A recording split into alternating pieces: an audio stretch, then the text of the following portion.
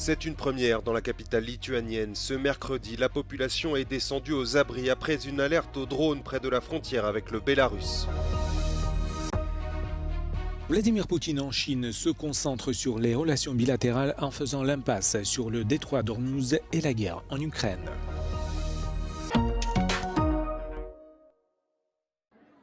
Un parking souterrain de Vilnius, bondé d'habitants venus y trouver refuge après une alerte aux drones. Ce mercredi matin en Lituanie, les habitants de la capitale, comme d'autres régions, ainsi que les élus du Parlement, le président de la République et le Premier ministre ont été confinés après la détection d'un drone proche de la frontière, au Bélarus voisin. Les vols à l'aéroport international de Vilnius ont été suspendus, les trains immobilisés et les voyageurs en gare évacués dans des abris. La mission de police du ciel de l'OTAN a été activée. Des F-16 roumains positionnés en Lituanie sont intervenus sans trouver trace du drone en question activement recherché. Ces chasseurs avaient abattu la veille un drone ukrainien errant dans le ciel estonien. De telles alertes sont de plus en plus fréquentes dans les États riverains de la Baltique, alors que l'Ukraine intensifie ses frappes dans la région voisine de Saint-Pétersbourg. Mais l'alerte de ce mercredi est la toute première de cette ampleur dans un État membre de l'UE et de l'OTAN. La présidente de la Commission européenne a renouvelé sa solidarité avec la Lituanie et dénoncé la responsabilité directe du Bélarus et de la Russie dans ces événements qui mettent en danger la vie des populations du flanc oriental. Vladimir Poutine, accueilli en grande pompe par Xi Jinping pour une visite officielle à Pékin, très scrutée par la presse internationale.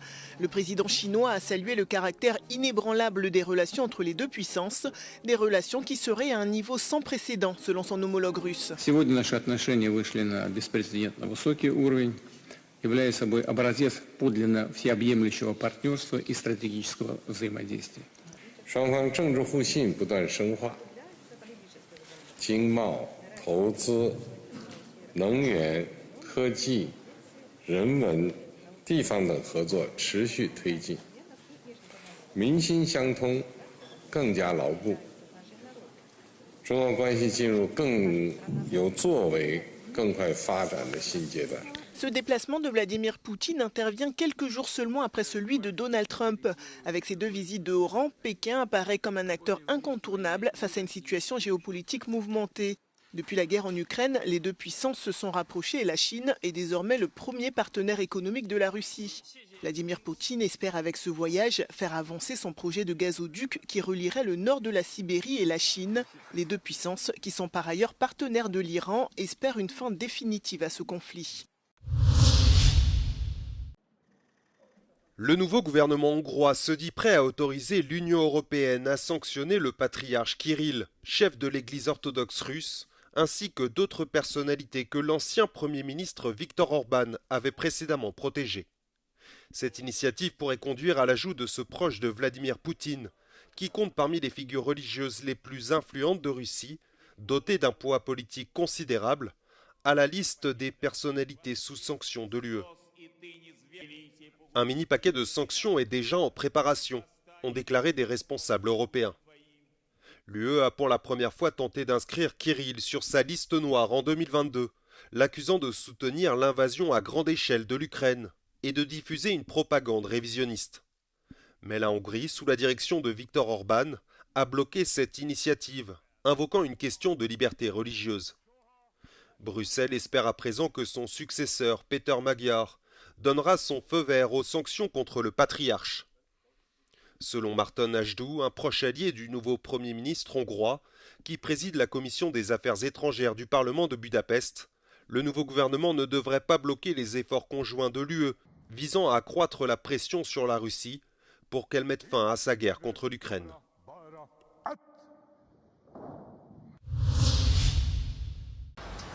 Les Européens valident l'accord avec les États-Unis sur les droits de douane. Ce mercredi, le Parlement et les 27 États membres de l'UE sont parvenus à un accord après d'intenses négociations. La présidente de la Commission, Ursula von der Leyen, et le président américain Donald Trump avaient conclu un accord provisoire en juillet 2025 en Écosse. Celui-ci prévoyait de plafonner à hauteur de 15% les taxes sur les produits européens importés par les États-Unis et de ne pas taxer les importations américaines sur le vieux continent. En début d'année, Le Parlement européen avait gelé l'accord pendant plusieurs semaines suite aux menaces d'annexion du Groenland par Washington et à l'imposition de nouveaux droits de douane. Malgré les craintes de certains États d'irriter l'administration américaine, les eurodéputés ont prévu des garde-fous comme une date d'expiration de l'accord fixée fin 2029 ou encore des conditions suspensives si les États-Unis ne remplissent pas leur part du contrat. Le Parlement européen doit désormais voter pour ou contre ce compromis le 16 ou le 17 juin prochain. Mercredi matin, les députés européens ont finalement approuvé l'accord commercial entre les États-Unis et l'Union européenne conclu l'été dernier. Toutefois, certains estiment que ces clauses de sauvegarde qui auraient dû protéger l'UE ont été édulcorées. Euronews a demandé son avis à Johan van Overtveld, député européen et président de la commission des budgets. It's a good deal because there is the deal. We were living in a kind of limbo where anything could have happened. Now we have at least a framework that has been agreed upon by the European Parliament and the European Council in the trilogue meetings. It is certainly biased in favor of the United States. Nobody can deny that. I think the European negotiators tried to make the best of it.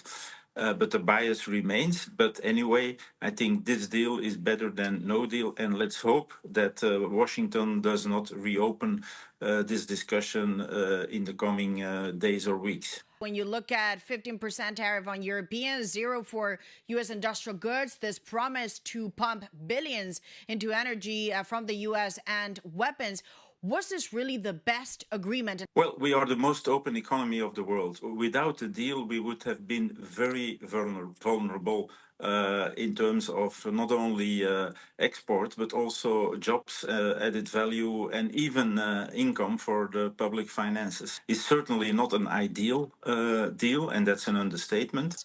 You're only agreeing to this after Trump threatened to double the tariffs on the cars. Is that basically what changed and made this possible? This certainly played an important role. There's no denying in that.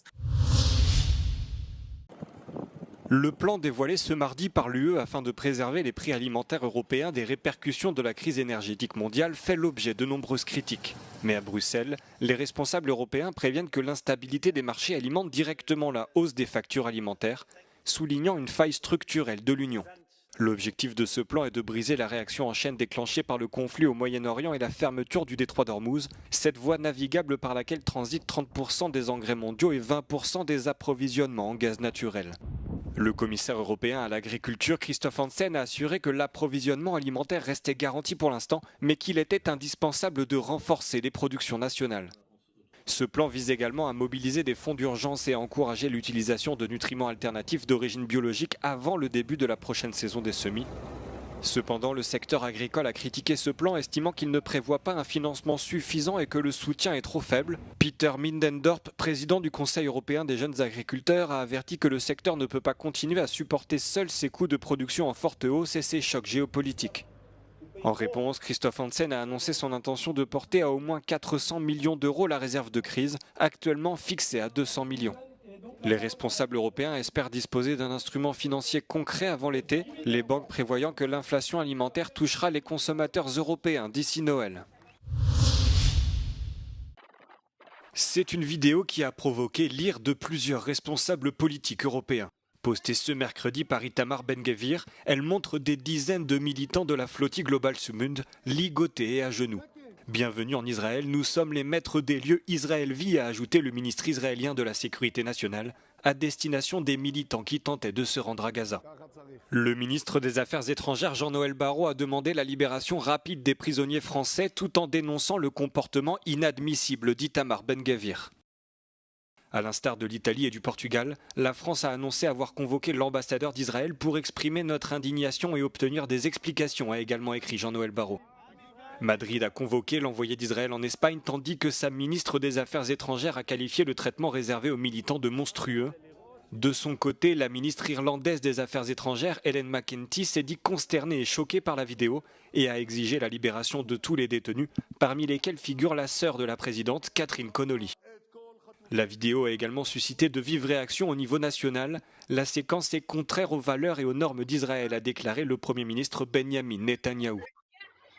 Les quelques 430 militants détenus avaient pris la mer depuis la Turquie la semaine dernière avec la flottille Global Sumund dans le cadre d'une nouvelle tentative de briser le blocus israélien du territoire palestinien.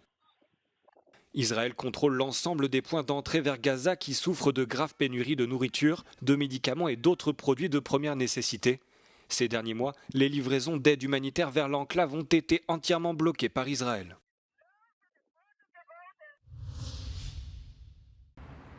Le compte à rebours est lancé, l'artiste JR a pris possession du Pont Neuf. D'ici le 6 juin, le plus vieux pont de Paris sera transformé en caverne. La caverne du Pont Neuf est le nom de son œuvre monumentale, 120 mètres de long, 20 mètres de large et jusqu'à 18 mètres de haut. Pour l'artiste, il s'agit de juxtaposer le brut et le sauvage. Certains Parisiens sont emballés, d'autres le sont un peu moins. J'aime que Paris vive et visiblement ce sera un très bel événement. Je ne sais pas ce que c'est encore, mais ça m'intéresse beaucoup. Je suis un peu déçue dans la mesure où ça ne me fait pas vibrer pour l'instant. J'aimerais bien voir la finalité pour avoir un jugement, un avis plus juste. La caverne du Pont Neuf sera accessible à tous 24 heures sur 24 pendant 3 semaines. C'est une œuvre immersive. JR a confié à l'ex-membre des Daft Punk, Thomas Bangalter, le soin d'y mettre en place l'univers sonore qui doit y régner. L'œuvre monumentale de JR arrive 40 ans après celle de Christo et Jeanne-Claude, le couple d'artistes qui avaient emballé le Pont Neuf de tissu. Et comme le Pont Neuf emballé, la caverne de JR est un projet financé exclusivement par du mécénat privé. La caverne du Pont Neuf sera en place du 6 au 28 juin.